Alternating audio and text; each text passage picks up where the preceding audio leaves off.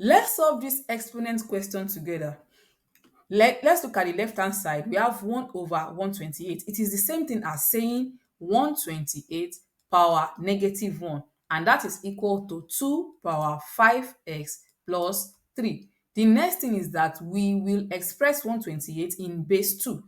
2 power what will give 128? That will be 2 power 7. So this will be 2 power 7. Don't forget that it is to the power of negative 1, and then we have 2 power 5x plus 3. So this will be 2 power negative 7 equals 2 power 5x plus 3. Now that we have the same base, all we have to do is to equate the powers, so that we have negative 7 to be equal to 5x plus 3. So if plus 3 moves to the other side, it becomes negative. That way we have 5x to be equal to negative 7, negative 3.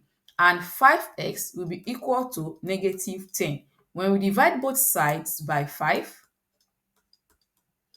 x will be equal to negative 2. So if you put x, if you want to check if your answer is correct now, just put negative 2 as x here. Now let's try it. Let's try to check. We have 2 power 5x plus 3. So we have 2 power 5. What is x? Negative 2 plus 3. So this will give 2 power negative 10 plus 3, and this will give 2 power negative 7. And don't forget that when we simplify this one here, we add 2 power negative 7. So that means the left hand side is equal to the right hand side. That means we got the correct answer.